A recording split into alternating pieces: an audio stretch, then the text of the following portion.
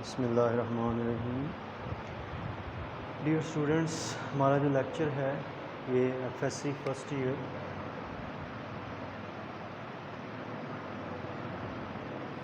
Physics और chapter number है हमारा 2। तो लास्ट डे हम जो बात कर रहे थे वो हम टॉर्क की बात कर रहे थे। हमने इंट्रोडक्शन किया था टॉर्क। आज हम इसका सेकंड पार्ट करेंगे, torque acting on a rigid body, calculating the torque acting on a rigid body. तो अगर मैं थोड़ा सा आपको पिछले लेक्चर का रिव्यू करवाऊँ कि जो टॉर्क है किसी बॉडी पे अमल कर रहा है किसके बराबर होता है, denoted by torque equal to L F, where L क्या है मोमेंट आर्म, एफ क्या है अप्लाइड फोर्स। मोमेंट आर्म क्या है? Moment arm is perpendicular distance between line of action of force, ठीक है, एंड पिवट पॉइंट, या between axis of rotation and point of application of force, या distance between pivot point, perpendicular distance between pivot point and point of application of force. L torque equal to L F, ये हमने पढ़ा था, मैं discuss किया था कि torque जो है वो दो फैक्टर्स पे डिपेंड करता है, मोमेंट आर्म और फोर्स पे। तो जितनी ज़्यादा फोर्स होगी torque produce in the body उतना ज़्यादा होगा, और मोमेंट आर्म जितना ज़्यादा होगा उतना ही टॉर्क की मैग्नीट्यूड क्या होगी, ज़्यादा होगी। और एक चीज़ कि वैन फोर्स, देखिए जब डिस्टेंस परपेंडिकुलर होगा, इसी बात आपको मैं समझाना चाहता हूँ। फॉर एग्जांपल ये एक बॉडी है, यहाँ पे ये एक रॉड है या यहाँ पे पिवट है ओ पॉइंट पे, यहाँ पे फोर्स लग रही है एफ, ठीक है। ये परपेंडिकुलर डिस्टेंस है फोर्स और फोर्स के परपेंडिकुलर डिस्टेंस है line of action of force और pivot point. Line of action force क्या होती है? वो लाइन जिसके अलोंग फोर्स क्या कार्य होती है, अमल कार्य, ये line of action of force है। तो डिस्टेंस अगर फोर्स के परपेंडिकुलर है तो वो मोमेंट आर्म है, लेकिन अगर वो डिस्टेंस जो है, कौन सा डिस्टेंस, पिवट पॉइंट और point of application of force के दरमियान जो डिस्टेंस है, अगर वो फोर्स के परपेंडिकुलर नहीं है तो वो मोमेंट आर्म नहीं है, ठीक है। तो इसी तरह अगर फोर्स इस डायरेक्शन में लग रही है तो फोर्स की जो लाइन ऑफ एक्शन है कहाँ से गुजर रही है, पिवट पॉइंट से। तो इसका मतलब अब डिस्टेंस तो है, फोर्स यहाँ पे लग रही है, पिवट पॉइंट का डिस्टेंस तो है, लेकिन चूंकि ये डिस्टेंस परपेंडिकुलर नहीं है इसलिए ये डिस्टेंस मोमेंट आर्म नहीं है। तो एल इज इक्वल टू क्या होगा, ज़ीरो होगा, और टॉर्क प्रोड्यूस जो होगा वो zero into F is equal to क्या होगा, ज़ीरो। तो हम ये यहाँ से कंक्लूड करेंगे कि when line of action of force passes through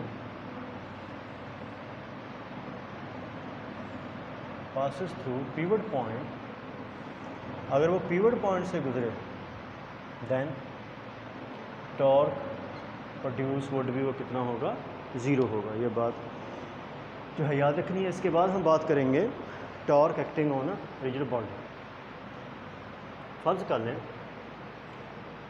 हमारे पास एक रिजिड बॉडी है। रिजिड बॉडी पता है आपको क्या है, कि अगर ऐसा बॉडी कि अगर इसके किसी भी दो पॉइंट्स के दरमियान जो डिस्टेंस है वो चेंज नहीं होता, या distance remain the same with the application of force, कि उसके फोर्स अप्लाई करें बॉडी पे, उसके दो पॉइंट्स के दरमियान डिस्टेंस तब्दील ना हो, तो हम उस बॉडी को क्या कहते हैं, रिजिड बॉडी कहते हैं। जब बोर्ड है रिजिड बॉडी है, मार्कर जो है वो रिजिड बॉडी है। फॉर एग्जांपल हमारे पास एक रिजिड बॉडी है, that is of this shape, एक रिजिड बॉडी है।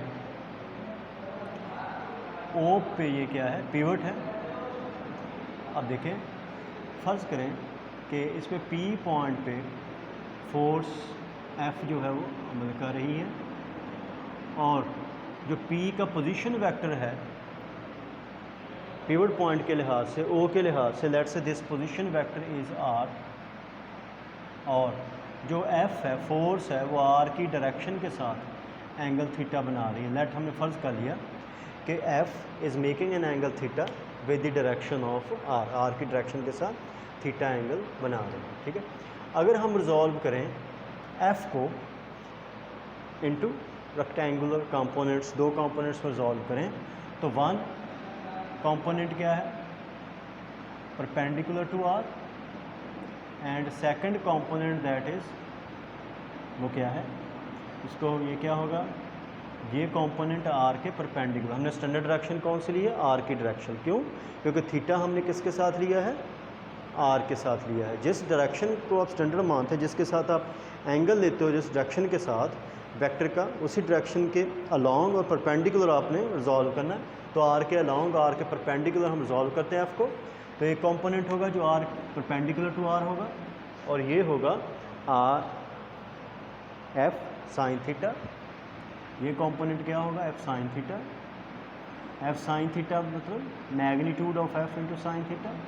और दूसरा ये कंपोनेंट जो है, ये है अलॉन्ग, आर के अलॉन्ग है, ये क्या है, एफ कॉस थीटा,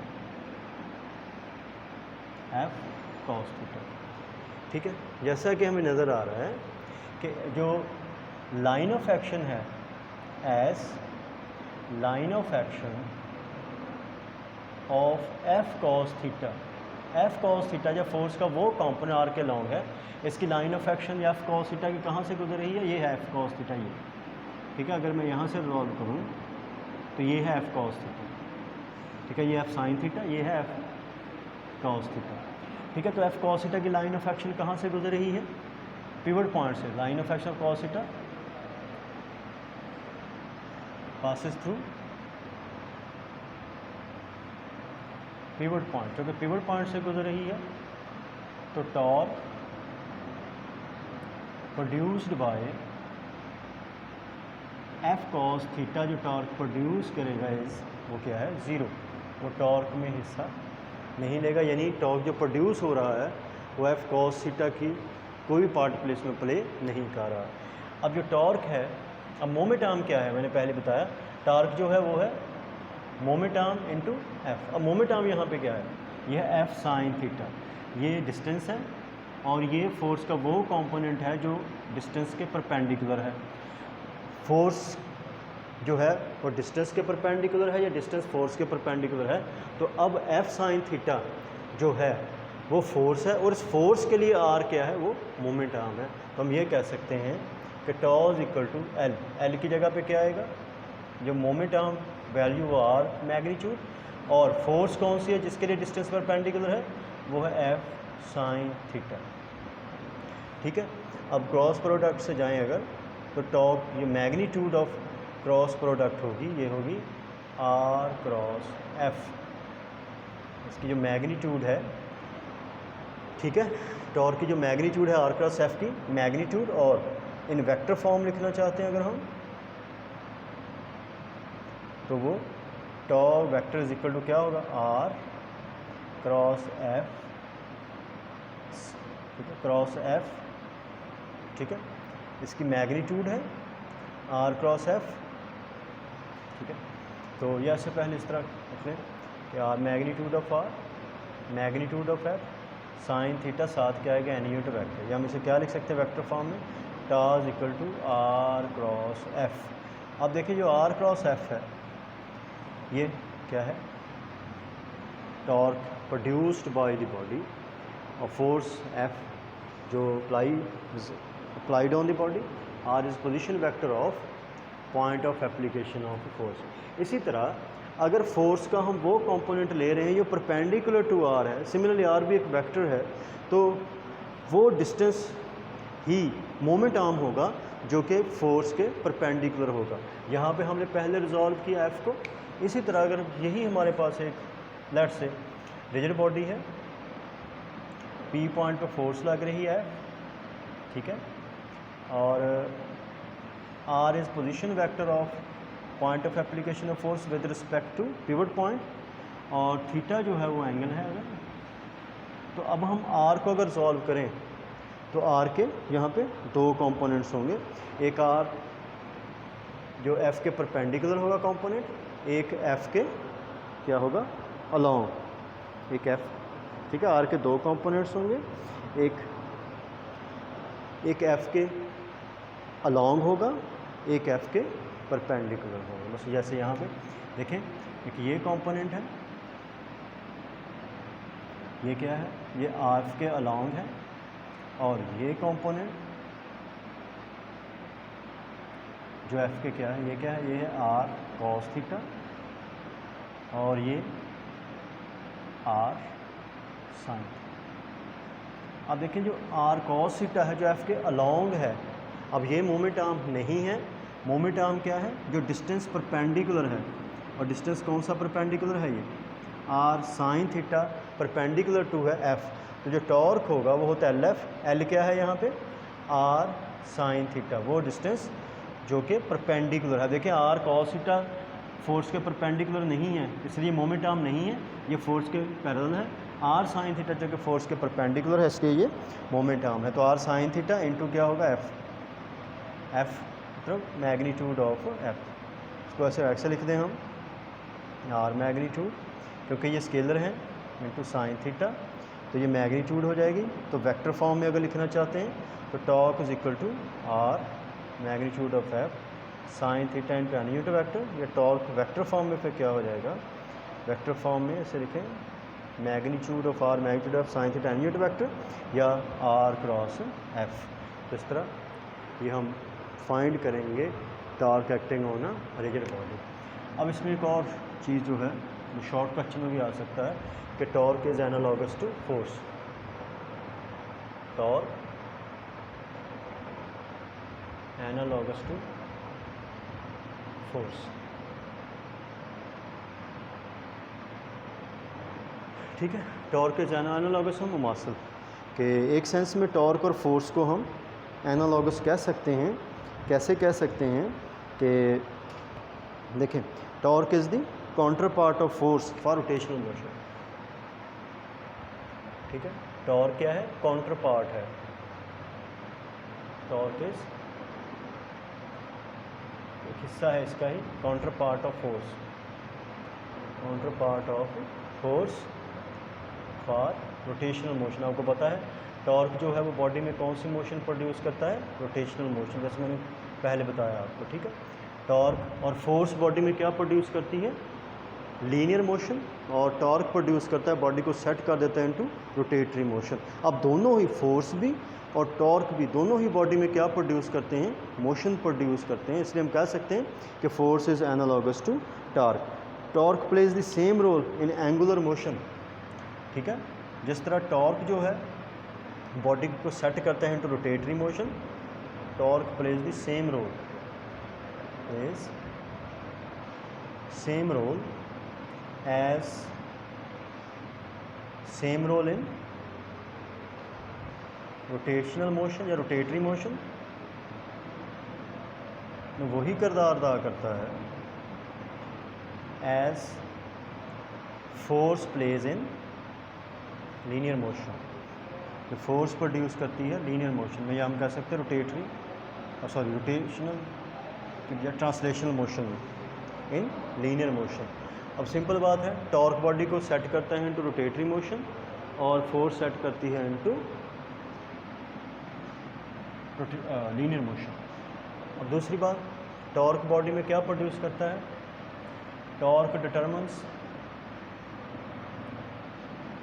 प्रोड्यूस करता है, torque determines angular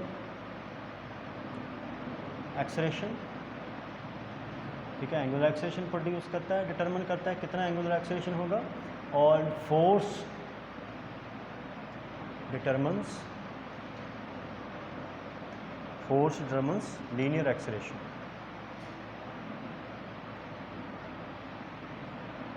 linear acceleration, इस तरह कह सकते हैं इन तीन पॉइंट्स को कि force is analog, torque is analogous to force. या पेपर में ये शॉर्ट क्वेश्चन भी आ सकता है कि in what sense torque is analogous to force. अब लास्ट थिंग कि क्लॉकवाइज टॉर्क जो है आपने नेगेटिव लेना है, और एंटी क्लॉकवाइज टॉर्क्स आपने क्या लेना है, पॉजिटिव लेना है। ठीक है, और डायरेक्शन इसकी टॉर्क की क्या होगी, या एनी यूनिट वेक्टर की डायरेक्शन क्या होगी, डायरेक्शन ऑफ टॉर्क। जैसे क्रॉस प्रोडक्ट में आपको पता है कि यहाँ देखें टॉर्क आर क्रॉस एफ है, तो क्रॉस प्रोडक्ट की डायरेक्शन क्या होती है, ये परपेंडिकुलर है, टॉर्क जो है ये या एनी यूनिट वेक्टर की डायरेक्शन क्या है, perpendicular to R and F, दोनों के परपेंडिकुलर है या उस प्लेन के परपेंडिकुलर है कंटेनिंग आर एंड एफ। जिस प्लेन में वो रिजिड बॉडी पड़ा हुआ है या जिस प्लेन में आर एंड एफ है उस प्लेन के क्या होगा, परपेंडिकुलर होगा। या direction of torque is along the axis of rotation, direction of torque is along the axis of rotation. और एक्सिस ऑफ रोटेशन में क्या हो सकता है, वो अपवर्ड भी हो सकती है, डाउनवर्ड भी हो सकती है, दो डायरेक्शन हो सकते हैं। उसके लिए क्या क्रॉस प्रोडक्ट के लिए राइट हैंड रूल यूज़ करते हैं इसकी डायरेक्शन फाइंड करने के लिए। ठीक है, तो ये था हमारा टॉर्क। जब पेपर में आएगा कि right a note on torque, ठीक है, तो आपने पहले टॉर्क इंट्रोडक्शन वाला पहला लेक्चर था, पिछला लेक्चर, और ये लेक्चर मिला के आपने long as a long question जो है आपने उसको अटैम्प्ट करना है। उम्मीद है स्टूडेंट्स समझ आ गई होगी। अल्लाह हाफ़िज़।